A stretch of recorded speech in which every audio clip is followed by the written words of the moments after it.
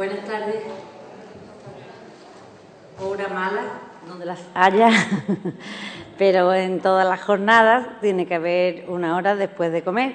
Si no, no podríamos aprovechar el tiempo como queremos hacer con día y medio de jornada. Bueno, voy a presentaros esta segunda ponencia que viene a cargo de Merche Larrañaga Sarriegui y que nos va a hablar de las propuestas para el empleo desde el feminismo. Merche Larrañaga es doctora en Economía por la Universidad del País Vasco y profesora titular de Economía en la Universidad del País Vasco. Imparte docencia de Economía Internacional sobre economía mundial, sistema monetario y financiero internacional. Está especializada en economía feminista, participando en 3 congresos de economía feminista que ha habido hasta ahora. Imparte también docencia en varios másteres de estudios feministas y de género, tanto en la Universidad del País Vasco como en otras universidades. Ha escrito artículos y comunicaciones sobre trabajo doméstico, trabajo de cuidados remunerados y no remunerados, y también sobre economía laboral.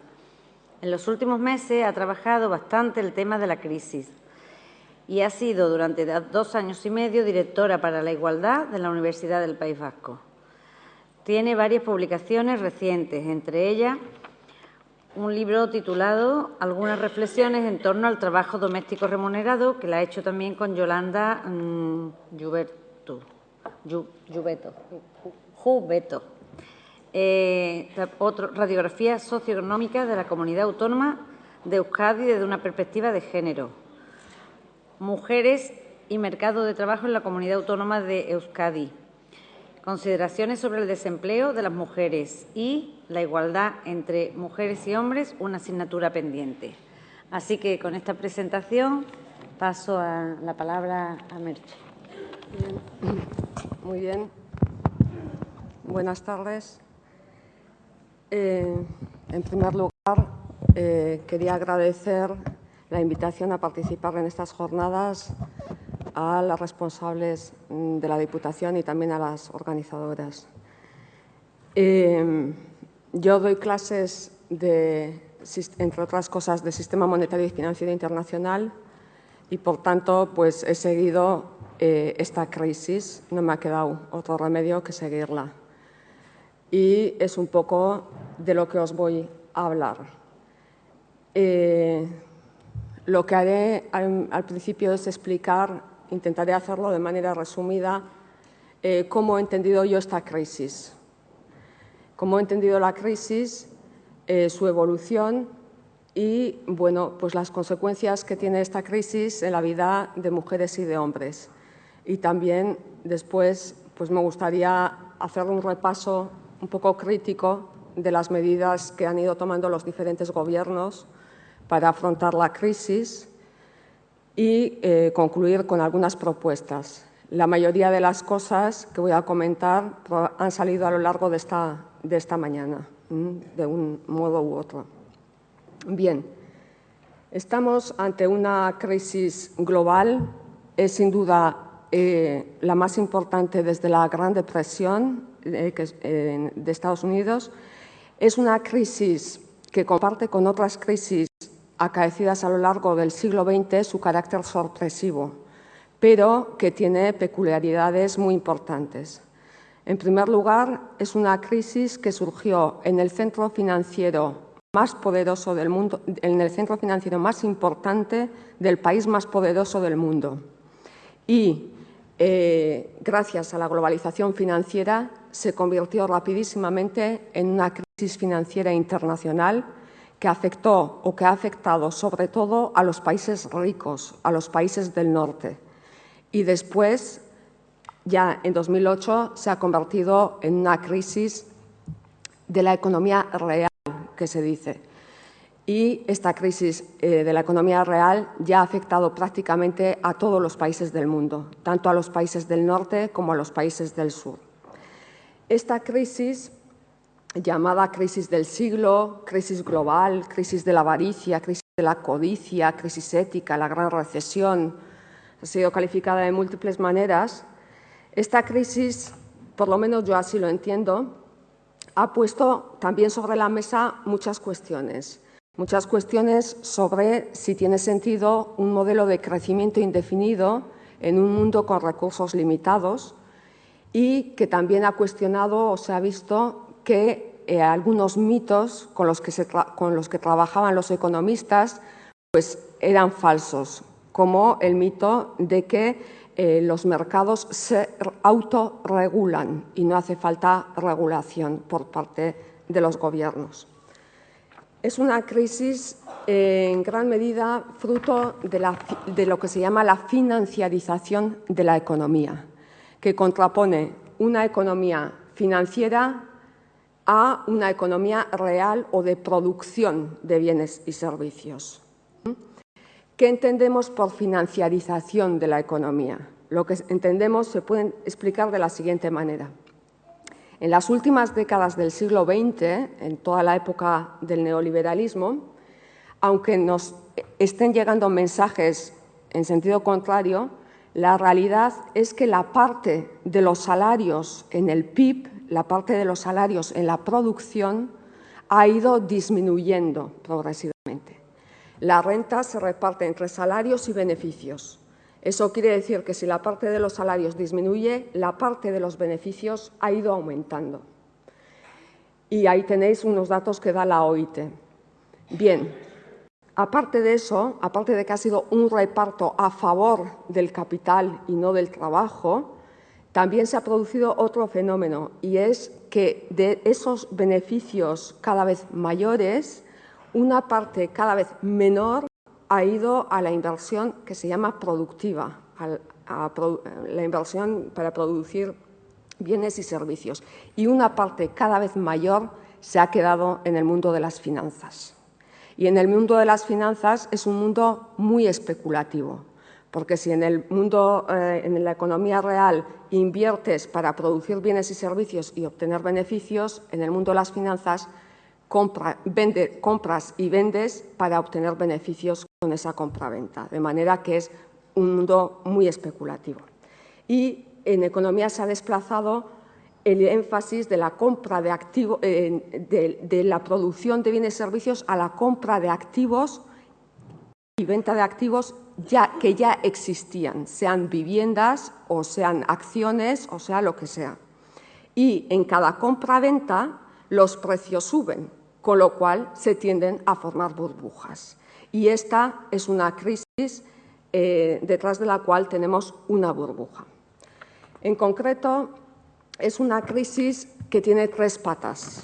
Surgió como una crisis de hipotecas tóxicas en Estados Unidos, que se dieron créditos de manera muy fácil a la gente con pocos recursos, que no podían, seguramente no tenían garantías para devolver, pero todo esto se hizo en un supuesto que el sentido común nos dice que no es real, y es que el precio de la vivienda sube y sube, nunca baja, sube hasta el infinito. Entonces, las entidades financieras pensaban que, aunque no les devolvieran los créditos, se quedaban con la casa y como la casa valía cada vez más, no habría problemas. ¿Cómo se convierte esto en internacional? Pues el problema radica en que el mundo de las finanzas ha sido un mundo muy creativo. Entonces, esas hipotecas de alto riesgo se metieron en paquetes con otro tipo de activos y se vendieron por todo el mundo. De manera que acabaron esas hipotecas tóxicas, por ejemplo, en Islandia. Con lo cual, cuando el precio de la vivienda empieza a bajar y empiezan a surgir problemas, ya la crisis es internacional, es una crisis financiera internacional. Entonces, el problema empieza a surgir cuando el precio de la vivienda empieza a bajar. Las entidades financieras se dan cuenta de que tienen mucha basura, empiezan a desconfiar unas de otras y se pasa de una época en la que se obtenía créditos con mucha facilidad, era muy fácil, a que el crédito se cierre de repente. Al cerrarse el crédito de repente, no se conceden créditos ni a las familias ni a las empresas, y esa crisis que surge como crisis financiera se convierte en crisis real. Entonces, es una crisis, por tanto, de altísima velocidad, que surgió a finales de 2007 y ya en 2008 se convirtió en una crisis global. Y es una crisis que, aunque nos digan que ya se está superando, va a tener sin duda una forma de L, con una caída muy abrupta y con una recuperación y con un estancamiento pues muy prolongado, bastante prolongado en el tiempo.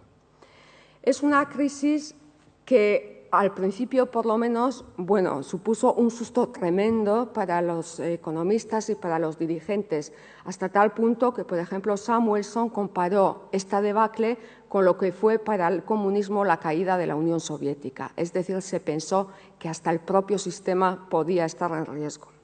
Y como símbolo de la crisis, a mí me gusta poner a Madoff, que es, ya sabéis, este señor tan famoso, con una estafa multimillonaria, porque es una forma de hacer negocios totalmente irreal, ¿no? Y es lo que ha pasado. Bien, yo voy a analizar sobre todo, y si me da tiempo igual menciono algo del sur, yo he analizado sobre todo la crisis desde el norte. He analizado la crisis desde el norte porque, bueno, pues es lo que he hecho, ¿no? Pero sí que también quiero recalcar que va a tener consecuencias también, y las está teniendo en el sur, en los países más pobres, cuando la responsabilidad ha sido de una élite de los países más ricos, ¿no?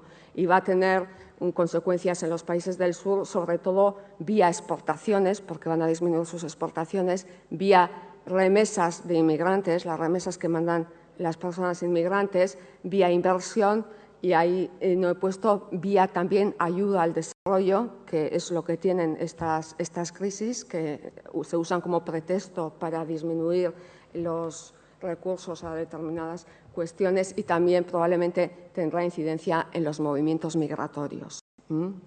Bien, mirando ya desde el norte, esta crisis no es una crisis financiera, pero las entidades financieras pues han tenido una responsabilidad tremenda, los directivos de del sector financiero. Y dentro de las crisis financieras, el Fondo Monetario Internacional suele distinguir tres tipos de crisis. Distingue entre crisis cambiarias, que son crisis de tipo de cambio, crisis bancarias y crisis de deuda externa. Y esta crisis, si tuviéramos que clasificarla como en uno de estos tres apartados, es clarísimamente una crisis bancaria, porque han caído gigantes financieros de los más importantes del mundo, y que nos dicen hace 3 años y no nos lo creemos. Bernstein, Fannie Mae, Freddie Mac, Lehman Brothers, etcétera, etcétera. Y probablemente el momento más crítico, por lo menos para los bancos, fue cuando se dejó caer a Lehman Brothers en noviembre de 2008. Bien, entonces, este sector bancario, que está en el origen, en gran medida, de esta crisis, es uno de los sectores con mayor brecha salarial entre mujeres y hombres, y porque a las mujeres, bueno, es un sector en el que entran muchas mujeres, porque las mujeres tienen formación para ello, pero que van desapareciendo a medida que se avanza en el escalafón profesional. Y en los equipos directivos apenas hay mujeres, es decir, hay un techo de cristal clarísimo. Si hay techo de cristal en todos los sectores, yo me atrevería a decir que en el caso del sector financiero ese techo es de doble cristal, de manera que los equipos directivos, todavía las direcciones, son un coto masculino. ¿Y por qué? Pues probablemente porque es un sector con muchísimo poder, y es el sector, uno de los sectores más poderosos. Entonces, no se trata tanto de quién tiene la responsabilidad en esta crisis, pero la verdad es que si miramos las fotos de los máximos responsables de estas grandes entidades financieras que han quebrado, lo que vemos es que apenas hay mujeres, y además que los hombres también, los hombres que hay, que son pocos también, son hombres que parecen cortados por el mismo patrón. Son hombres blancos, de edad mediana, que han ido a las mismas escuelas, a las mismas universidades, etcétera, etcétera. Entonces, esta crisis lo que ha servido desde este punto de vista es para evidenciar la falta de mujeres en estos equipos de dirección y ha reabierto, por lo menos, el debate sobre las ventajas de la diversidad en los equipos de dirección. Porque hay muchos estudios en economía que dicen que aquellas empresas con equipos directivos más diversos tienen mejores resultados económicos. Entonces, ha reabierto ese debate y también nos podemos plantear y este debate, yo creo que esta idea la expuso muy bien una periodista de The Guardian cuando dijo que si en lugar de Lehman Brothers hubiera sido Lehman Brothers and Sisters, la empresa hubiera pasado lo que pasó. Entonces, ha reabierto el debate sobre los beneficios de la diversidad y también se puede ver, o algunas han visto, como una oportunidad para aumentar la presencia de mujeres en estos equipos de dirección. Entonces, puede ser una oportunidad, pero a la vez puede ser una oportunidad un poco envenenada, una oportunidad con su riesgo, porque se puede hacer realidad lo que se conoce como acantilado de cristal, es decir, poner a las mujeres al frente de empresas para indicar un cambio de rumbo en estas empresas, pero en un momento muy delicado para esas entidades, en un momento, por tanto, también en el que la posibilidad de fracaso es mayor. Entonces, bueno, pues es posible, pero bueno, con eso. Y de todas maneras, también es cierto que también en los equipos directivos también sufren la crisis y entonces, por otra parte, se puede producir otras situaciones. Y es que si los equipos directivos reducen su número, pues probablemente quienes se marchen de esos equipos sean las últimas en haber llegado, que suelen ser las mujeres en general. Este es un listado que sacó también The Guardian de 25 grandes culpables con nombres y apellidos de esta crisis y en esta lista de 25 culpables hay 2 mujeres, una representación más que suficiente dada su escasa presencia, ¿no?, en estos sectores. Bueno, esta crisis ya en el año 2008 se ha convertido en una crisis real. En una crisis real ha afectado a las empresas productivas y al afectar a las empresas productivas ha afectado al empleo.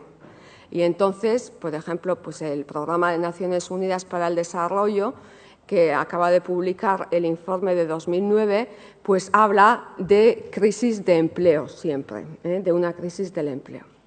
Bien, esta crisis del empleo se ha producido, por una parte, en un contexto de finanzas globales y de finanzas sin control y de finanzas excesivamente imaginativas y creativas, y en un momento también, al contrario que crisis anteriores, con una incorporación masiva de las mujeres al mercado laboral, con una incorporación casi plena, en algunos lugares, de las mujeres al mercado de trabajo. Entonces, lo que se puede plantear al respecto es si con esta crisis se pueden revertir los logros conseguidos por las mujeres en décadas anteriores, es decir, si puede haber una marcha atrás. Una preocupación constante de las mujeres en crisis anteriores que se vivieron en el siglo XX, y bueno, comentar que, claro, esta incorporación de las mujeres al mercado laboral pues ha servido en parte para visibilizar todos los trabajos que antes hacían los trabajos no remunerados, pero en ningún caso ha servido para repartir esos trabajos. Y este no reparto, como se ha comentado antes, pues está en la base de las desigualdades laborales de hoy en día. Entonces, en crisis anteriores del siglo XX, una preocupación constante de las mujeres era si la crisis iba a suponer la vuelta al hogar de las mujeres, la vuelta a casa de las mujeres. Bien, en principio, esa vuelta al hogar, que incluso yo diría que en algunos momentos, en otras crisis anteriores, fue bien vista por algunos dirigentes políticos, porque, entre otras cosas, si las mujeres vuelven al hogar, automáticamente las estadísticas laborales, los datos mejoran enseguida, pero esa vuelta al hogar no se produjo entonces. Y, en mi opinión, es muy poco probable que se produzca ahora, que las mujeres están mucho más afianzadas y llevamos bastante más tiempo en el mercado, aunque puede tener otras consecuencias, pero no creo que se produzca esta vuelta, esta salida del empleo, esta salida del mercado laboral. Es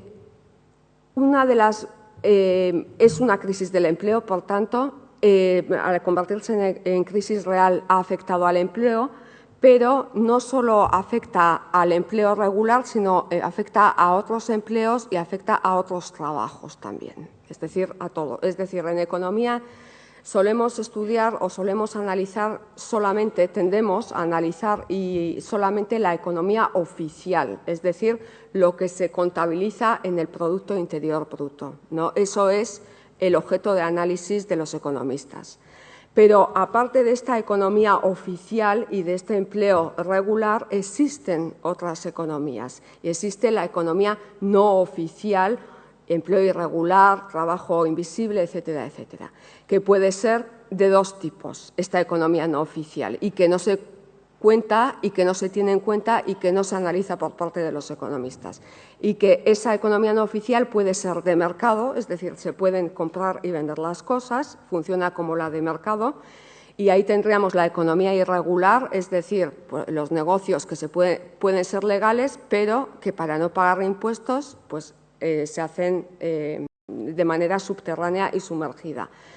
Tenemos también de mercado la economía clandestina, digamos, o ilegal, es decir, actividades que no pueden salir pues porque están prohibidas por ley, todos los negocios de drogas, etcétera, etcétera. Y luego tenemos la economía que no pasa por el mercado, que no funciona el mercado, y ahí es donde tenemos la economía doméstica y de cuidados y también el trabajo voluntario. Entonces, evidentemente, no son compartimentos estancos y lo que suceda en el empleo regular va a afectar a los otros trabajos y a los otros empleos. Entonces, la primera consecuencia de la crisis, ya mirando desde el norte, la consecuencia o la manifestación, diría, más dolorosa de esta crisis es el aumento del desempleo. Un aumento del desempleo que ha sido espectacular.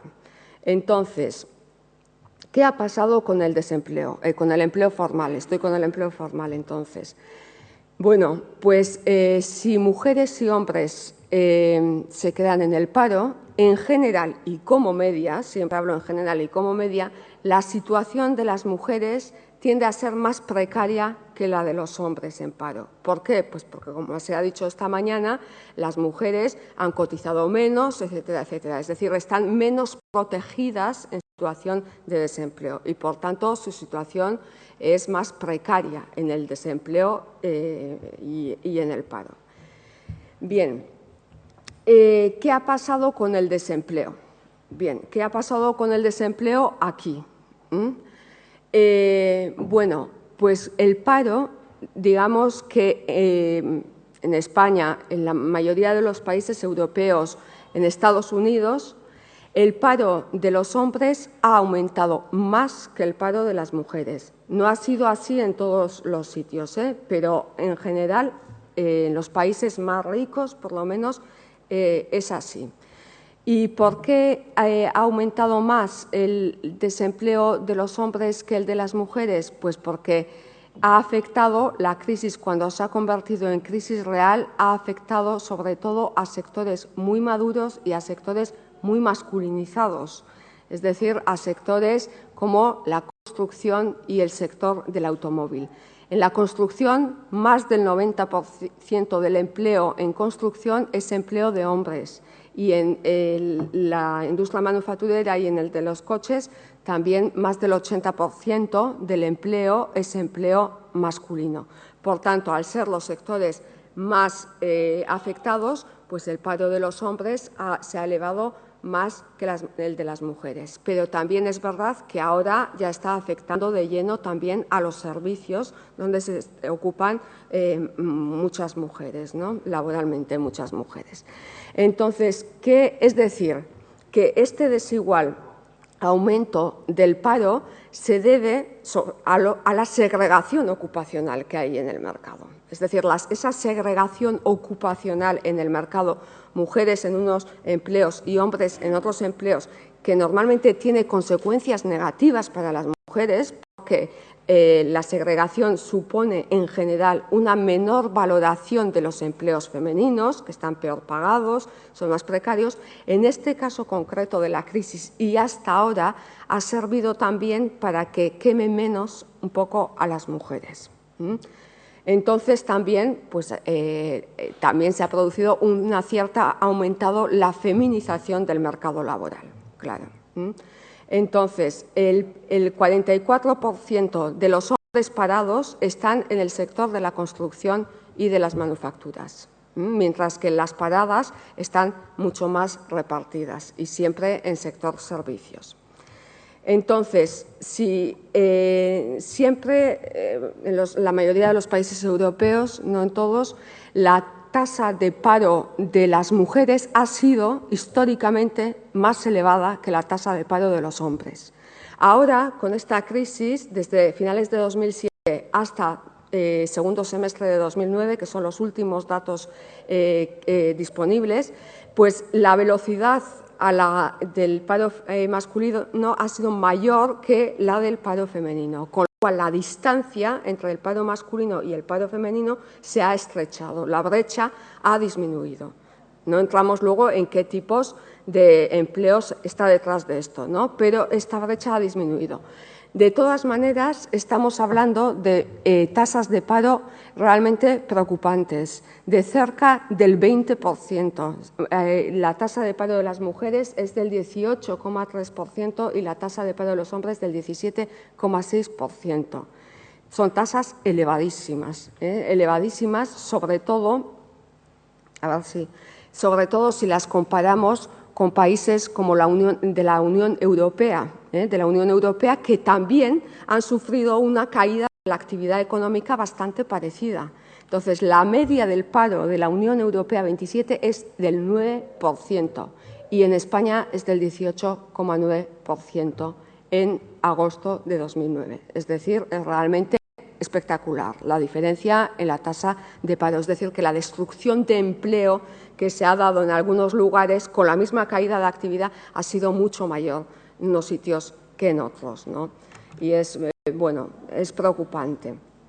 Entonces, estos son los sectores de actividad donde hay más de 100.000 personas paradas, más de 100.000 personas paradas, que como veis son muy pocos los sectores de actividad con más de 100.000 personas paradas: agricultura, manufacturas, construcción, comercio, hostelería, etcétera. Entonces, como veis ahí, lo espectacular es lo que ha pasado en la construcción y en la manufactura, donde la columna verde en la construcción especialmente pues es tremenda, ¿no? Pero, como veis también, en algunos sectores de servicios, especialmente comercio al por mayor y por menor y hostelería, pues el número de paradas supera al de parados. El número de mujeres en paro es superior al número de hombres, por tanto, depende de los sectores. Este es el aumento de las tasas de paro desde 2007 hasta hoy, hasta el 2009, hasta el segundo trimestre de 2009. Como veis, en casi todas las comunidades autónomas la columna roja es superior a la columna azul, es decir, la tasa del paro de los hombres ha subido más que la tasa de paro de las mujeres, con la excepción de Navarra, ¿vale? Y como veis ahí, en Andalucía ha pasado lo mismo, pero además con tasas de paro, aumentos superiores a la media del Estado. Y estos son tasas de paro a día de hoy. Tasas de paro hoy en día. Antes de la crisis, en todas las comunidades autónomas y en prácticamente todos los países de la Unión Europea, la columna amarilla tenía que haber sido superior a la verde. Es decir, la tasa de paro de las mujeres siempre históricamente ha sido superior a la de los hombres. Como veis aquí, pues a nivel nacional pues es un poquito más elevada, pero hay un poco de todo. Hay lugares, Andalucía sigue siendo superior la tasa de paro de las mujeres a la de los hombres, significativo además, pero hay otras en las que la columna verde es algo superior a la columna amarilla. Pero bueno. Bien, de todas maneras, estos datos del paro, etcétera, etcétera, pues hay que mirarlos siempre sin perder de vista que todavía hay menos mujeres que hombres en el mercado, bastantes menos mujeres que hombres en el mercado. Es decir, que la tasa de actividad laboral de las mujeres es muy inferior, me atrevería a decir, a la de los hombres. En concreto, el último dato del Instituto Nacional de Estadística nos dice que la tasa de paro de los hombres es de 68,89, de 69%, y la de las mujeres de 51%, más de 17 puntos de diferencia en la actividad laboral. Es decir, que sigue habiendo muchas menos mujeres. La tasa, pues eso, porcentaje de mujeres que están en el mercado es muy inferior al de los hombres. Es decir, que hay todavía mucho margen para seguir avanzando en la incorporación laboral de las mujeres. Pero incluso esto, en algunos lugares incluso esto, con esta crisis, ha cambiado. Por ejemplo, yo he leído hace poco que en Estados Unidos, en el primer trimestre, se espera que en el primer trimestre de 2010 haya más mujeres que hombres ya en el mercado laboral, que se feminice. Y, de hecho, al parecer, que no he visto el dato, en Canadá ese vuelco ya se ha dado en verano de este año. ¿Por qué? Pues porque en esos lugares, también en Estados Unidos y en Canadá, pues el paro ha afectado sobre todo a sectores industriales muy maduros y los poquísimos empleos que se han podido crear se han creado en servicios. Bien.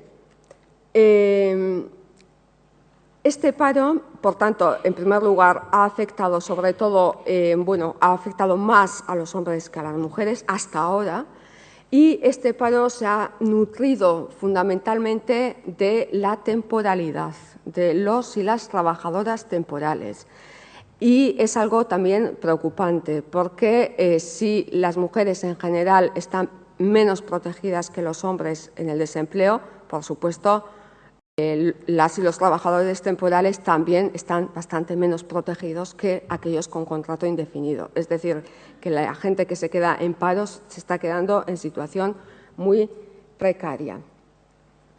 Entonces, bueno, y también, por supuesto, pues va a afectar a la población, de manera especial a la población inmigrante, porque son los últimos en llegar y los primeros en salir en general, ¿no? Y, de hecho, el PNUD en el último informe se pregunta, por ejemplo, si va a haber grandes retornos de inmigrantes a sus países de origen, y se responde a sí mismo, supongo que ya lo sabrán, que no se van a dar grandes retornos de inmigrantes a sus países de origen, pues porque van a optar por aguantar la recesión. Dependerá de la situación de los países de origen. Bien. Aparte del aumento del paro, se está produciendo otro fenómeno que suele ir asociado a las crisis y del que se suele hablar menos, y que es que, junto al aumento del desempleo, se produce una mayor precariedad laboral, aumenta la precariedad laboral, las condiciones laborales empeoran. ¿Cómo se mide la precariedad? Pues lo medimos sobre todo, en economía laboral se mide sobre todo con indicadores de parcialidad, empleo a tiempo parcial, empleos temporales y subocupación. Pues bien, la precariedad sigue a día de hoy siendo más femenina que masculina. La precariedad, por ejemplo, el tiempo parcial, el 27% de mujeres y el 4% de hombres tienen empleos a tiempo parcial. Y este porcentaje en muchos países de la Unión Europea alcanza el 75% incluso. O sea que la parcialidad es un asunto de mujeres. Entonces, parcialidad quiere decir sueldos parciales y todo parcial, claro, todo parcial y que no asciendes en el escalafón profesional, etcétera, etcétera. Todo eso pues ya lo sabemos, ¿no? Entonces, respecto a la parcialidad, yo suelo repetir que, bueno, se suele oír muchas veces que son las propias mujeres las que eligen libremente los empleos a tiempo parcial para así poder compaginar pues, los trabajos de fuera y los trabajos de dentro, es decir, que sería como un instrumento de conciliación. Bien, los datos no nos dicen eso, ¿vale? INE hace una pregunta a la gente que está parcial, ¿por qué está trabajando a tiempo parcial? Y la respuesta mayoritaria, tanto de hombres como de mujeres, es que está trabajando a tiempo parcial porque no ha podido encontrar un empleo a tiempo completo. Por tanto, esa razón no es muy realista, lo de la conciliación. Es verdad que son más las que responden temas de cuidados y tal, pero no es la principal. Y, de hecho, me ha parecido a mí curioso que con esto de la crisis se ha producido un aumento más que significativo del peso de esta respuesta. El peso de esta respuesta ha subido un 10%, tanto en el caso de los hombres como en el caso de las mujeres. Es decir, claro, pues la situación obliga, ¿no? Y luego la temporalidad. Bueno, la temporalidad también es algo más femenina que masculina y el 27% de mujeres y el 24% de hombres tienen contratos temporales, que suelen ser bastante precarios. Y es una temporalidad, es un porcentaje muy elevado en comparación a otros países del entorno, a los países de la Unión Europea. Y en cuanto a la subocupación, que es el tercer indicador que solemos utilizar también para medir la precariedad, es decir, quienes están en situación de subempleo, pues el subempleo también afecta, por supuesto, ha subido con la crisis, el número de personas subempleadas, que es ya de más de 2 millones de personas las que se consideran subempleadas. Bueno, no he hablado de los millones del paro, que son espectaculares, pero ha aumentado este subempleo, alcanza ya más de 2 millones de personas que se declaran subempleadas y ha subido tanto en hombres como en mujeres, pero son más las mujeres en situación de subempleo que hombres. Por tanto, la precariedad diría que tiene bastante rostro femenino hoy en día. Bien. Aparte de afectar al paro y a la precariedad, lo que se produce en las crisis también es que muchos negocios y muchas actividades, pues porque no pueden o con ese pretexto pasan de la economía oficial a la economía sumergida. Es decir, siguen haciendo lo mismo pero sin pagar impuestos. Entonces, bueno, pues aumenta el empleo irregular, que si el empleo regular puede ser precario, pues el empleo irregular es el más precario de todos los empleos, ¿no? Y, bueno, el empleo irregular, sobre todo en Europa, se hizo una encuesta, porque es muy difícil saber qué es eso, se hizo una encuesta en 2007 y si el empleo formal está segregado, el empleo informal está más segregado todavía, porque los sectores más mencionados en el empleo irregular son sectores muy segregados por sexo, que es el primero es el servicio doméstico, mal llamado servicio doméstico o empleo de hogar, que es femenino en más de un 90%, y el segundo sector en importancia en la economía sumergida en la Unión Europea es el sector de la construcción, también con más de un 90% de empleo de hombres. Bien, entonces, si el paro afecta más a los hombres que a las mujeres, y si esto va a seguir así, pues cabe plantearse Es decir, lo que se va a producir es, por una parte, va a haber más familias dependiendo económicamente de mujeres. Familias con cabeza con lo que se llamaba antes cabeza de familia mujer. Entonces, si es así, por supuesto, esto va a suponer un deterioro evidente de la renta de las familias, porque no es que solo que pasen de depender de 2 sueldos a depender de un sueldo, sino que en general y como media van a pasar a depender del menor de los 2 sueldos. Entonces, supone un deterioro económico desde el punto de vista de la renta, pues evidente, ¿no? Pero también nos podemos plantear si esto va a forzar un cambio de roles dentro de la casa, es decir, si va a aumentar, forzados por el paro, si va a aumentar la participación de los hombres en los trabajos no remunerados. Entonces, ¿qué nos dicen los datos? Bueno, estos son datos de salarios y eso, pero no tengo... Sí, vale. Bien. Va a aumentar la participación de los hombres, va a aumentar el tiempo que dedican a los trabajos no remunerados. Pues yo los datos que tengo son de la Comunidad Autónoma del País Vasco y los datos indican que el cambio de situación de ocupados a parados aumenta, pero no mucho, su implicación en los trabajos no remunerados. En el caso de que los hombres estén ocupados en el mercado, dedican 1 hora y 33 minutos a los trabajos domésticos y de cuidados. Y si están en paro, dedican 2 horas, es decir, aumenta en escasamente media hora el tiempo que dedican a estos trabajos. En el caso de las mujeres, automáticamente, por supuesto, en cualquier situación, dedican mucho más tiempo a estos trabajos no pagados. En el caso de que tengan un empleo, dedican 2 horas y 3/4, 2,45, y en el caso de que estén en paro, 4,38. Es decir, que casi duplican su dedicación. Es decir, que las mujeres supone un cambio de actividad, digamos, y en el caso de los hombres el paro es más paro, de no hacer nada.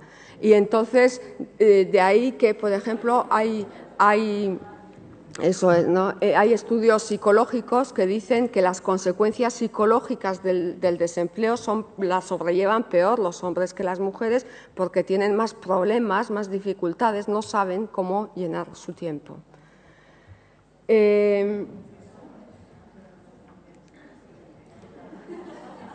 Bien, y aparte de esto, aparte de afectar, porque quiero meterme con los rescates y eso, aparte de afectar al empleo formal, al empleo informal, posibles cambios en el reparto del trabajo no remunerado, que está por ver, también se va a producir un cambio en la carga de trabajo doméstico y de cuidados. ¿Por qué? Porque en economía decimos que estos trabajos no pagados hacen de colchón y se adecúan a lo que pasa en la economía, en cierta medida, se van ajustando, no se adecuan, se van ajustando un poco, ¿no?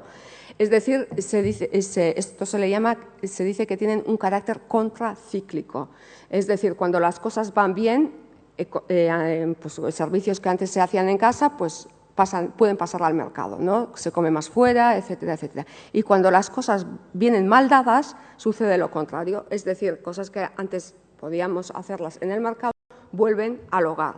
Y volver al hogar, hoy por hoy, quiere decir que aumenta la carga de trabajo dentro de las familias y que aumenta la carga de trabajo de las mujeres. Entonces, bueno, es decir, yo pienso que el bienestar de las familias, que es lo fundamental, el bienestar de las personas, igual no se reduce tanto como pueda indicarnos la bajada de la renta que se produce como consecuencia de la crisis. ¿Por qué? Porque se intenta compensar y se intenta mantener ese nivel de bienestar aumentando el trabajo dentro de casa. Y es una carga que asumen muy mayoritariamente las mujeres, hoy por hoy. Bien, medidas que se han tomado. Y las propuestas, bueno, a ver, medidas que se han tomado. En primer lugar, para hacer frente a esta crisis financiera, que surgió como crisis financiera, hemos asistido, yo diría que con perplejidad, a los rescates masivos de bancos, e incluso, sorpresa, nacionalizaciones. Estos rescates no son nuevos en economía y se rescatan los bancos, ¿por qué? Pues se rescatan los bancos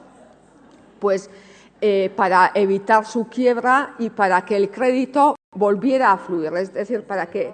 Sí, es que lo dice todo, entonces… Es para que ese crédito vuelva a fluir, ¿no? Ese grifo del crédito que se cerró, para que vuelva a fluir y para que no quiebren, como en economía decimos o se dice que el dinero es la sangre del sistema, pues hay que asegurar que haya sangre, ¿no? Entonces, no son nuevos estos rescates, pero sí llama la atención, o por lo menos a mí me han llamado poderosísimamente la atención, es la cantidad de medios que se han puesto, es decir, han sido rescates supermillonarios, unas cifras astronómicas, y la rapidez con la que se ha salido a rescate de estas entidades financieras. Y estos rescates es una manera de socializar pérdidas, esto no lo podemos olvidar, claro. Entonces, porque cuando tienen beneficios supermillonarios no nos enteramos. Bien, entonces, ¿qué llama la atención? Pues esto lo que ha puesto también en evidencia para mí, y en esta semana que se está con la campaña de Pobreza Cero, lo que ha puesto en evidencia es la falta de medios que ha habido por parte de los gobiernos y la tardanza para hacer frente a otros problemas como el de la pobreza, por ejemplo, o el del medio ambiente. Para que os hagáis una idea, los primeros rescates, solo los primeros rescates que anunció Estados Unidos, que se anunciaron en Estados Unidos, suponían más o menos el 10% del PIB de Estados Unidos. Estados Unidos dedica solo 0,2% de su PIB a ayuda al desarrollo. Entonces, las comparaciones realmente son odiosas. Entonces, después se ha pasado a rescatar sectores considerados estratégicos, que son los masculinos, sobre todo el automóvil, etc. Y en este caso, lo que cabe plantearse es si tiene sentido ese modelo económico que se fomenta con estas ayudas, si tiene sentido ese modelo de crecimiento basado en el coche, en la construcción, etcétera, etcétera. No nos vamos a meter. Y después se han tomado medidas más clásicas en economía, bajar los tipos de interés y medidas de corte keynesiano, porque esta crisis ha tenido la virtud de convertir muy temporalmente, a pesar de la opinión de Rosa por la mañana, muy temporalmente a la gente en keynesiana, de la noche a la mañana. Y entonces se ha optado por aumentar el gasto público, para que el gasto público arrastre la economía, ¿de acuerdo? Entonces se habla de rescate, se habla de gasto público en infraestructura, en educación, etcétera, etcétera. Pero en la práctica se están priorizando las infraestructuras físicas. Y cabe preguntarse, en el caso de las infraestructuras, qué tipo de infraestructuras son. Es decir, ¿a quién benefician esas infraestructuras? ¿Qué tipo de empleos se están generando? Porque no es lo mismo infraestructuras de cemento no sé qué que de escuelas, y en el caso de transporte no es lo mismo transporte público que transporte privado, etcétera, etcétera. Y de momento no parece ni mucho menos que se vayan a priorizar sectores cruciales como mucho más de carácter de servicios sociales que tienen una incidencia muchísimo más directa en el bienestar de las personas, como la atención a la dependencia, etcétera, etcétera. Después hemos asistido también a peticiones incesantes de que tenemos que consumir más, como si la culpa fuera nuestra, de que tenemos que consumir más. Entonces, ¿qué pasa? Pues parece que no, que la gente tiene mucho miedo, y entonces se ha pasado de una época muy consumista a lo que titulaba un medio, una economía de guerra familiar, es decir, las familias están aumentando mucho el ahorro. Esta puede ser una consecuencia positiva de la crisis, es decir, un consumo más responsable, tanto ese consumismo, esa tal. Tiene su riesgo también, y es que este ahorro que va a aumentar vuelva a irse a los mercados especulativos y a los mercados financieros, con lo cual el riesgo de burbuja vuelve a estar ahí. Y es decir, esta burbuja, que ha nacido como una burbuja, ahora hay nuevos riesgos de burbujas, y no lo digo yo, lo dicen premios Nobel de Economía como Stiglitz, etcétera, etcétera. Es decir, que parece que no hemos aprendido nada. Y luego tenemos cumbres internacionales, ¿vale?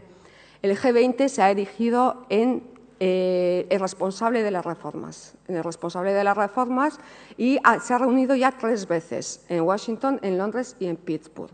La primera reunión creó muchísima expectación. Se la comparó incluso con la mítica reunión de Bretton Woods, que el mundo pues, ha cambiado, pero no tanto. Antes era todo masculino y ahora hay alguna mujer. Sí, bueno, pero entonces, ¿qué ha pasado con estas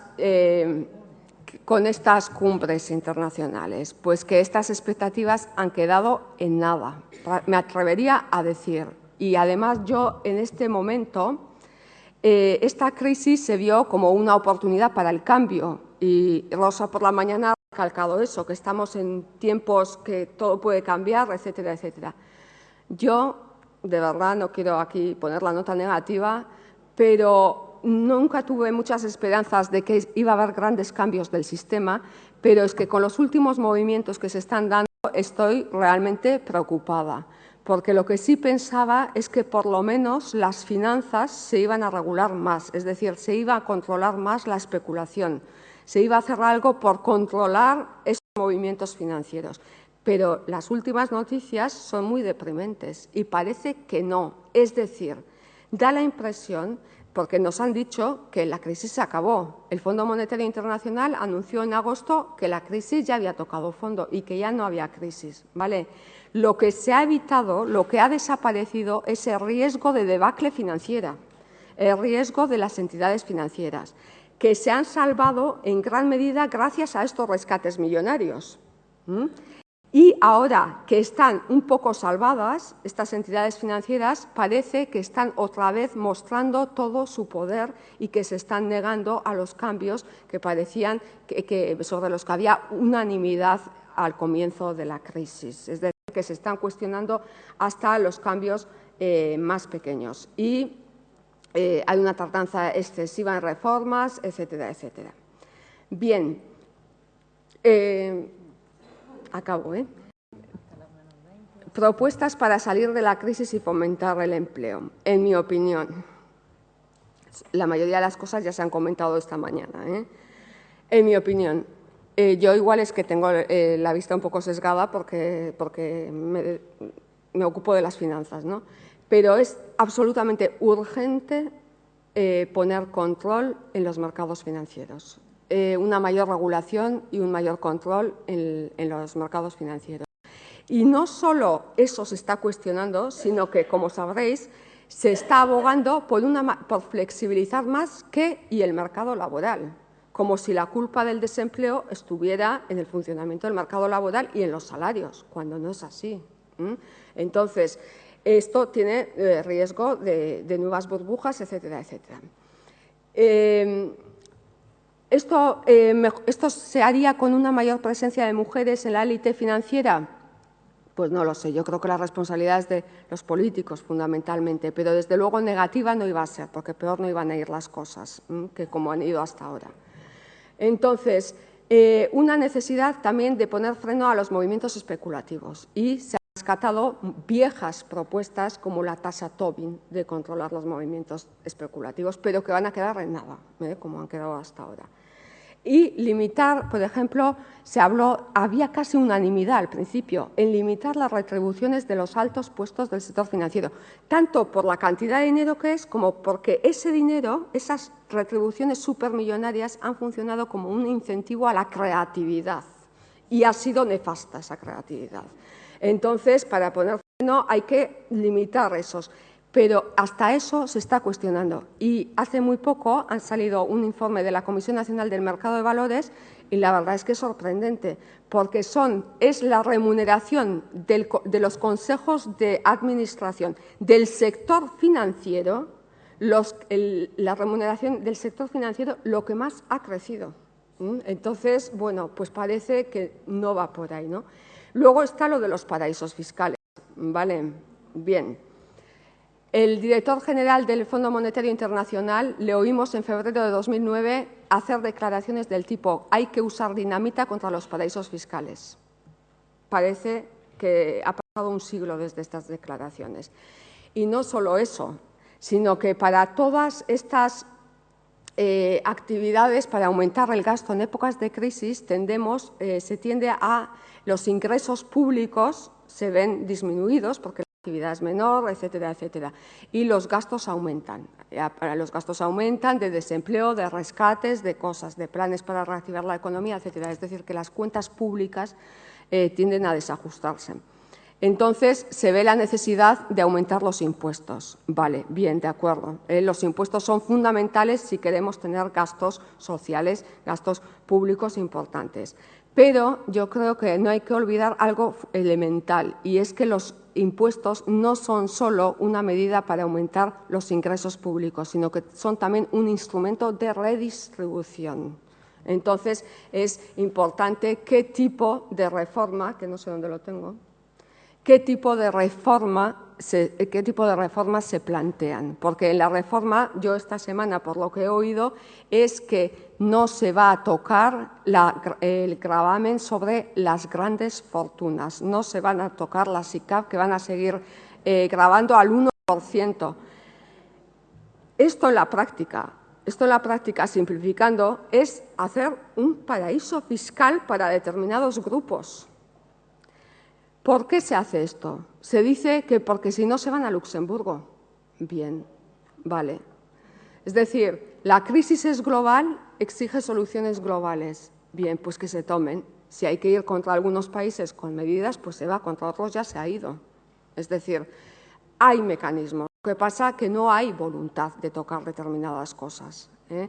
Y entonces, bueno, pues se podrán hacer otras cosas, volver a instaurar el impuesto de patrimonio, etcétera, etcétera. Es decir, porque aumentar el IVA, desde luego, es todo menos progresivo.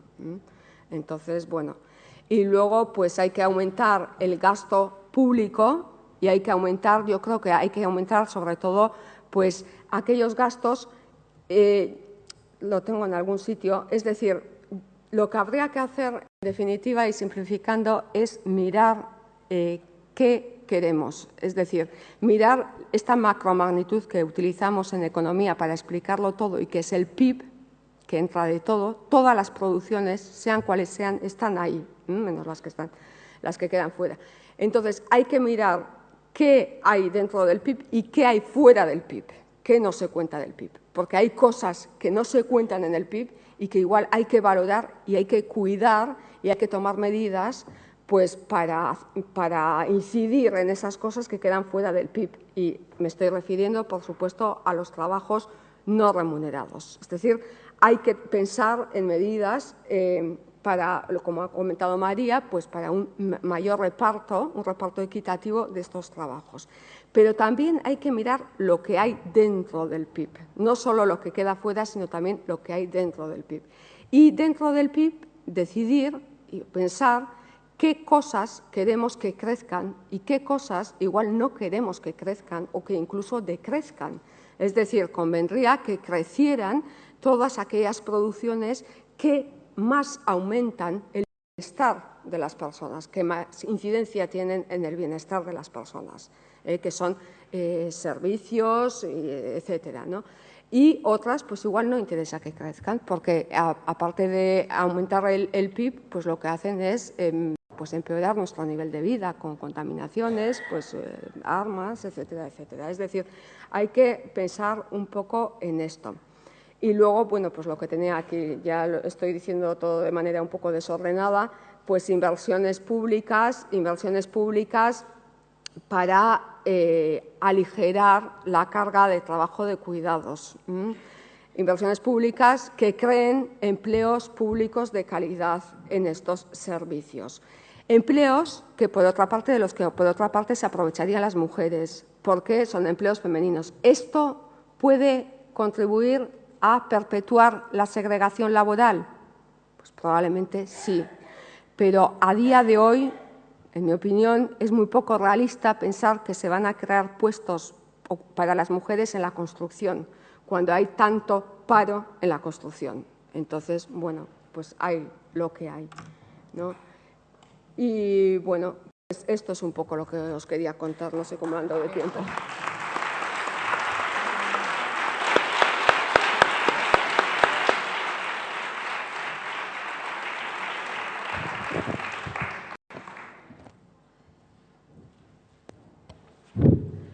Bueno, Merche, me ha encantado, me imagino que todo el mundo ha sido súper ilustrativo con lo difícil que es entender la crisis y la economía. Y por otra parte, en un tiempo, en una hora exactamente, lo has contado todo, en mi opinión, estupendamente. Ahora tenemos un poquito más de 15 minutos para hacer preguntas, porque ya sabéis que la pausa es a las 6 y volveremos a ir a tomar el café o lo que queramos, a la infusión al centro cívico. Pues palabras.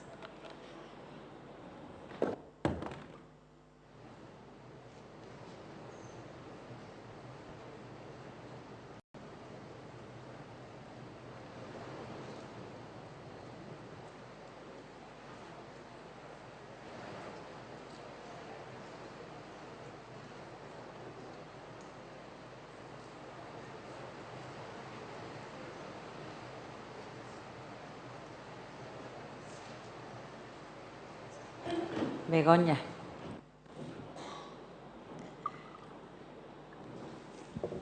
Bueno. Hola, buenas tardes. Yo vengo de Fuengirola, de la Asociación de Mujeres Internacional Costa del Sol. Me parece fundamental la Escuela de Formación en Feminismo. Doy las gracias a todos los que la organizan y, sobre todo, quiero dar las gracias a Larrañaga. Perdona, ¿tu nombre? Bueno, porque nos has hecho una exposición clarísima y luego un detalle que nunca he visto aquí y es que has sido crítica con lo que nos están proponiendo, sea quien sea. Lo que me parece importantísimo, que vengan aquí personas a esta tribuna donde no siempre sea todos iguana, ¿no? Sino que nos hagan ver que estamos en un momento donde puede haber muchas equivocaciones y que las mujeres somos las que tenemos que apoyar a través de la política, no queda otra, porque las leyes se hacen en el Congreso y si no hay mujeres van a seguir haciendo las hombres. Y, no sé, para animar a las mujeres a que trabajen en política, concretamente en política, en el partido que sea, pero que trabajen. Y muchas gracias. Allí arriba, mira, allí arriba, a ver.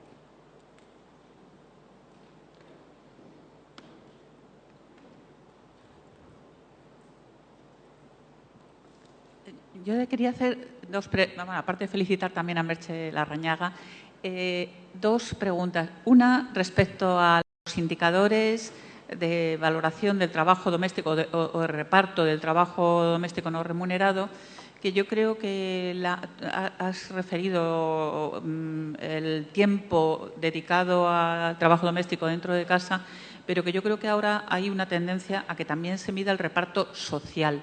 O sea, no solamente el reparto familiar, sino también el reparto en cuanto a cuántos niños de 0 a 3 años están escolarizados, cuántas horas, como decía esta mañana una compañera, cuida la escuela infantil y cuántas horas sigue estando en la familia, la cobertura de la dependencia. Es decir, que yo creo que hay una tendencia últimamente a no hablar solamente del reparto en la pareja, dentro de casa, sino también el reparto en la sociedad a través de otros indicadores. Y luego, la otra cosa, cuando tú has planteado lo de lo de la regulación, sobre todo del mercado financiero, de las retribuciones, ¿cómo valoras este manifiesto que ha salido en los periódicos hace 2 o 3 semanas de varios ministros y ministras de Economía pidiendo la regulación de las retribuciones máximas de los directivos? Bien. Yo creo que, bueno, respecto a ser crítica y tal, pues sí, intentamos ser críticas, ¿no? Yo creo que la falta de igual medidas que se podían haber tomado y que no se han tomado, y el tiempo se está acabando, el tiempo de las reformas, lo visualizó muy bien. Yo alucinaba cuando oí esta frase, pero el presidente de la patronal dijo, cuando estalló la crisis, dijo, hagamos un paréntesis en el mercado. Es decir, cuando las cosas fueron mal, se abrió el paréntesis, algo se ha salvado, sobre todo el mundo financiero, y ahora ya el paréntesis parece que se está cerrando. Entonces, la tardanza y la falta de esto, yo creo que algunas medidas sí se podían haber tomado y se querían tomar. Yo creo que es porque también en parte no ha habido presión social. No ha habido presión social y, sin embargo, los bancos y las entidades financieras pues están presionando mucho ahora para que determinadas medidas no se estén tomando, ¿no?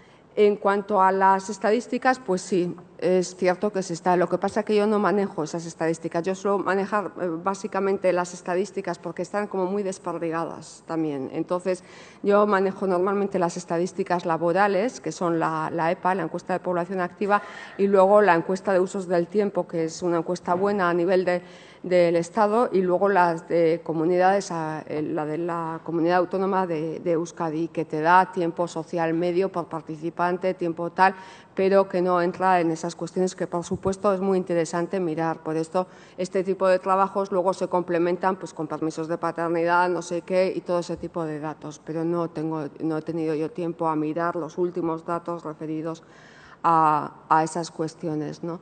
E incluso pues, las propias encuestas de usos del tiempo, que han sido un avance, en mi opinión, pues no sé qué futuro van a tener, no sé si van a seguir o no, se supone que sí, pero, por ejemplo, acaba de salir la última, la del 2008 en Euskadi, y en la web no ha aparecido todavía ninguna tabla desagregada por sexo. Entonces, bueno, pues hay lo que hay, ¿no? En cuanto a los límites a las retribuciones, pues yo estoy a favor de eso, claro, o sea, es de justicia, yo creo, poner límites. Lo que pasa que no se está haciendo.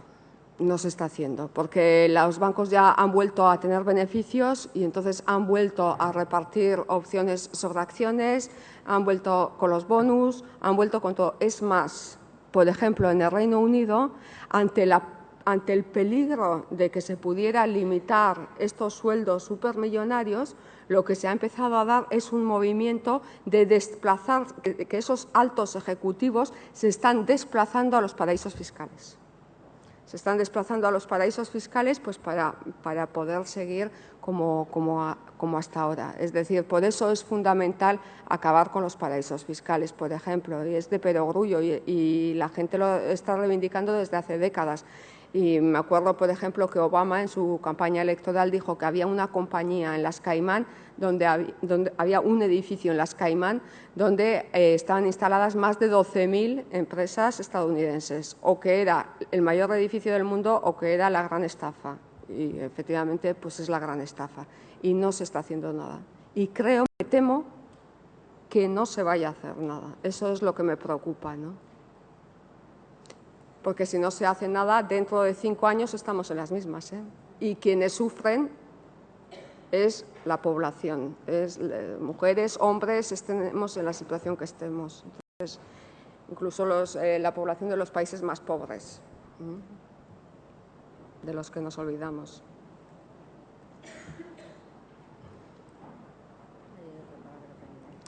Bien.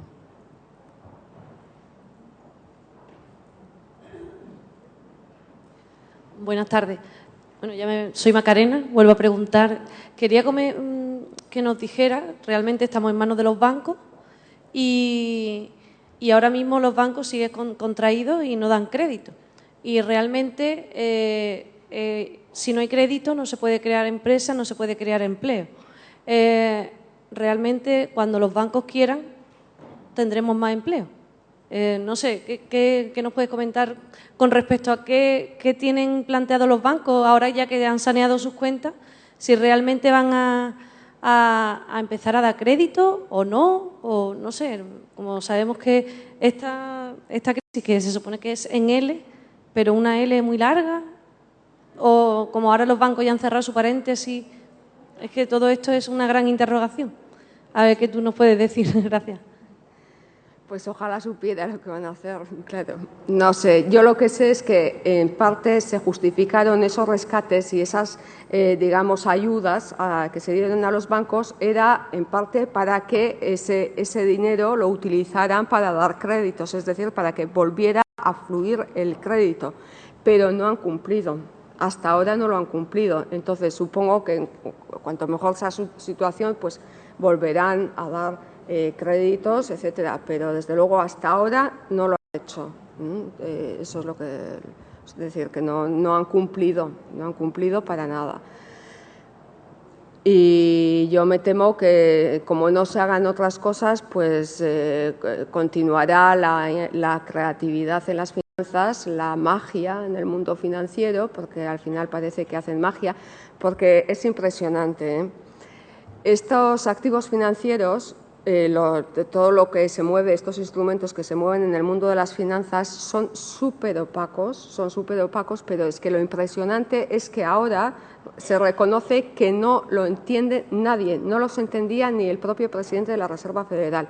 Y la semana pasada un asesor financiero de fama mundial declaró que antes de la crisis vendían productos que no entendían y asesoraban sobre productos que ni ellos mismos entendían. Eso no puede ser.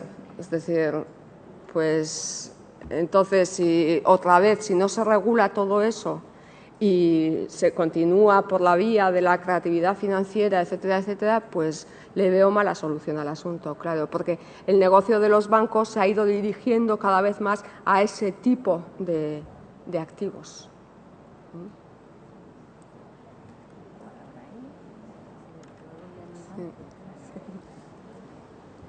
Sí, sí.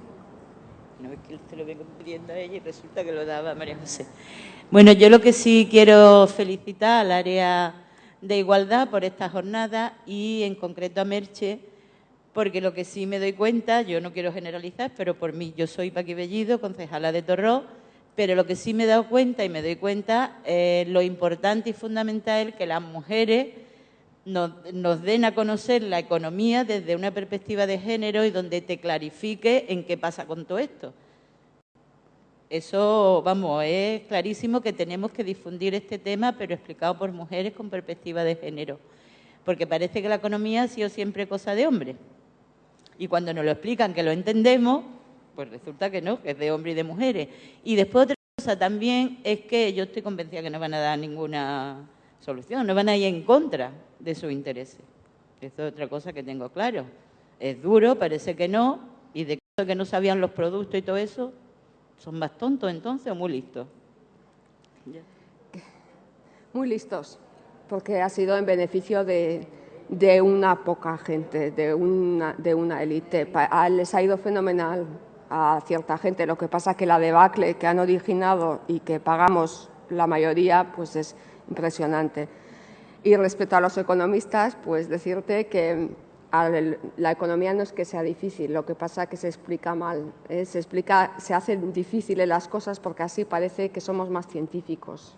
Entonces, interesa que no se entienda a veces. Entonces, no es, y tampoco, y hay mujeres también, es decir, que no es una cuestión de quién lo explica tampoco.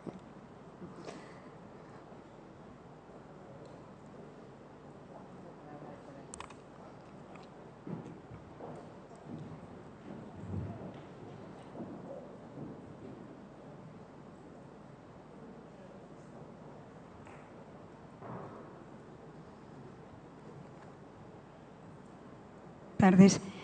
Merche, te quería preguntar qué peso podría tener lo que se denomina la banca ética, hasta qué punto la participación podría influir algo. Y la participación, quiero decir, el poner dinero ahí.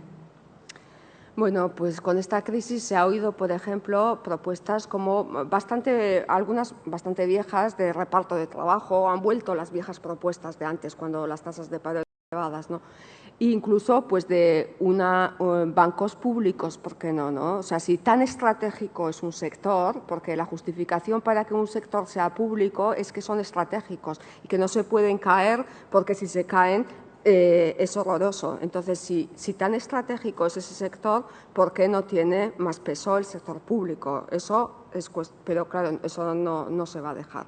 Y en cuanto a la banca ética y tal, pues en mi opinión, pues aquí donde vivimos, en los países europeos, etcétera, etcétera, pues va a ser marginal totalmente marginal, porque yo no conozco mucho, pero lo poco que he podido leer al respecto es que es algo absolutamente marginal para las entidades que han puesto esas cosas en marcha, absolutamente marginal. Entonces, no le auguro yo mucho. Pero bueno, por ahí van las propuestas. Por ejemplo, también otra propuestas nuevas, la verdad es que pocas, ¿no? Pero, por ejemplo, en Londres, pues también ha habido, no es nada con banca ética, ¿no? Pues en algunos barrios y en algunas ciudades, pues una manera pues para que los negocios locales realmente no se vayan a pique, pues se ha apostado por acuñar monedas locales propias, ¿no? Monedas son ciudades que están pues, en una red de comercio justo, etcétera. Pero son propuestas que en épocas de crisis ya ha habido antes también. Por ejemplo, pues, se hizo la Gran Depresión, en la época de Argentina también hubo propuestas de este tipo. Y igual es que yo soy muy pesimista, pero yo no... Tiene que ir por otro lado, desde arriba y poniendo límites claros, porque si se deja en manos de la buena voluntad de la gente, de las decisiones y de la iniciativa tal, ahí no hay poder. No hay poder.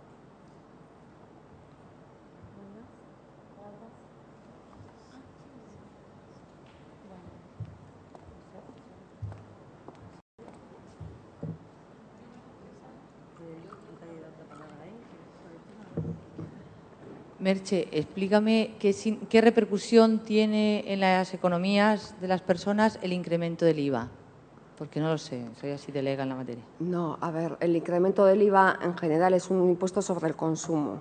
Entonces, ¿quién dedica un mayor porcentaje de su renta al consumo? Pues no son los superricos. O sea, el mayor porcentaje, en porcentaje de renta, quienes más consumen es la gente de renta tal. Entonces, pues afecta, no es para nada progresivo en ese sentido. O sea, porque el porcentaje y cuanto más pobre es una persona, mayor porcentaje de su renta dedica, todo lo gasta todo. Y además lo gasta todo en cosas básicas. Entonces, es a la que se está agravando.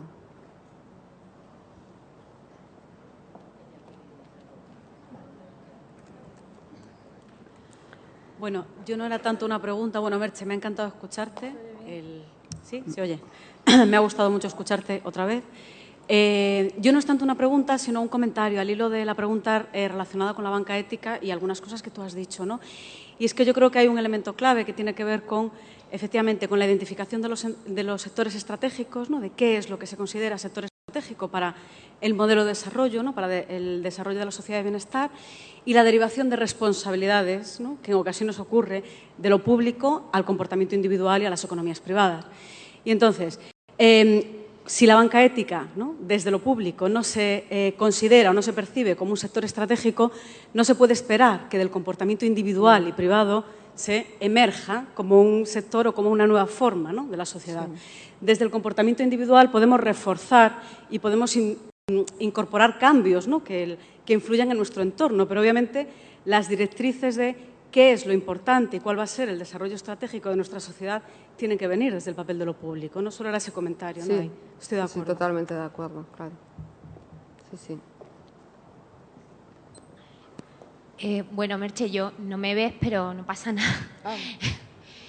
Que felicitarte sobre todo por tu posicionamiento, ¿no? Que en estos días o en estos tiempos se agradece. Pero hay varias cosas que me gustaría, una cosa principalmente que me gustaría señalar, y es que gobernar es muy difícil, como tú bien sabes, bueno, o entenderás. Yo no lo sé. Es decir, si yo no quería estar, o no sé, cualquier economista, no hubiéramos, bueno, ninguna de nosotras ni de los hombres hubiera deseado estar en la piel de Pedro Solbes cuando se avecinaba el tsunami, cuando tratábamos de infundir confianza a los mercados diciendo que bueno, que tranquilidad, mientras el gobierno se veía azotado por una oposición que lo tachaba de ineficiente y con una oposición, a mi juicio, muy responsable, porque si algo sabemos los economistas, que aparte de ser muy creativos, somos muy autistas, hemos cooperado poco con otras ciencias y sobre todo con las más cercanas a la nuestra, las ciencias sociales, pues sabemos que es fundamental para que la economía marche la confianza, ¿no? Se basa en valores tan subjetivos como la confianza, lo que creen y las expectativas, ¿no? Eso, por un lado, gobernar es muy complicado. Segunda cuestión que me gustaría también tener presente o traer a este debate es que el Gobierno, en su política neo-keynesiana, creo que ha sido muy sensato a la hora de mover un fondo de inversión local de 8.000 millones de euros, tomando a los ayuntamientos como eje vertebrador de esa política keynesiana. Eso ha permitido, por un lado, empoderar a los entes locales, darles el protagonismo que merecían en el desarrollo local como activadores de la economía, como creadores de empleo, que ya eran. Y por otro lado, pues también impregnar, ¿no?, de una nueva forma de ver o de trabajar la crisis, ¿no?, lo que el Gobierno dio en llamar en arrimar el hombro, ¿no? Se pusieron todos los alcaldes y alcaldesas de este país pues en un tiempo casi récord a la hora bueno, cuando tuvieron que gestionar ese dinero que llegaba, pues como sabes, por número de habitantes. El tercer punto, relativo a los impuestos, yo estoy totalmente de acuerdo contigo, el IVA no es un impuesto progresivo, pero también tenemos que recordar que si efectivamente son las familias las que, bueno, o las capas, los niveles de renta más bajos los que consumen más, el Gobierno no ha incrementado el tipo impositivo, eso es bueno recordarlo, sobre los productos básicos. Esto significa también, si lo vemos desde otra perspectiva o de otro punto de vista, que aquel que tenga dinero para comprar ciertos productos que no son de primera necesidad van a pagar más, ¿no? Otra cosa es el poder recaudatorio que vayamos a tener, ¿no?, en esta economía de guerra. Sigo pensando, igual que tú, o manteniendo que efectivamente la SICAP debería ser algo que tenemos que tocar, pero mientras no se haga a nivel al menos europeo o global va a ser muy difícil.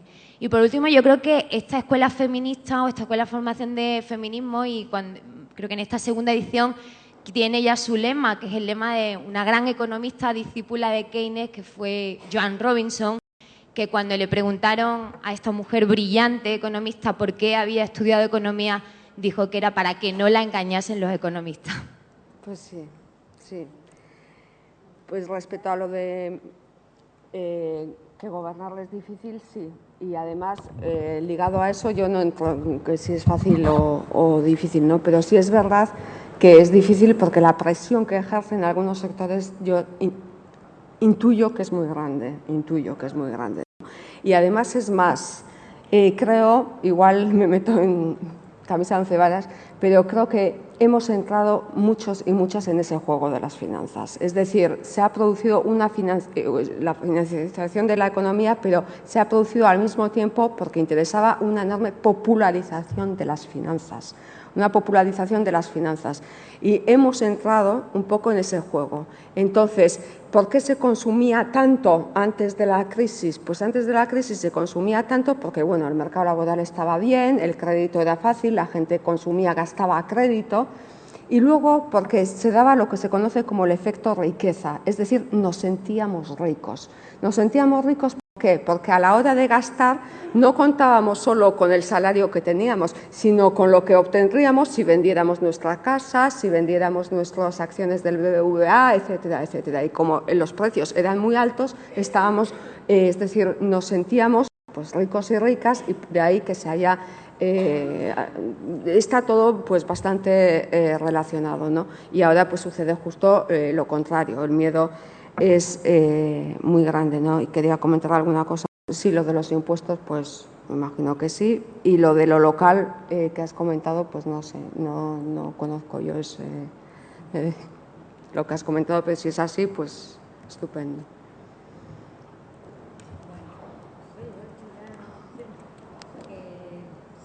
Si no hay más palabras pedidas, pues dejamos aquí el debate y continuaremos debatiendo más o menos sobre lo mismo después de la mesa redonda.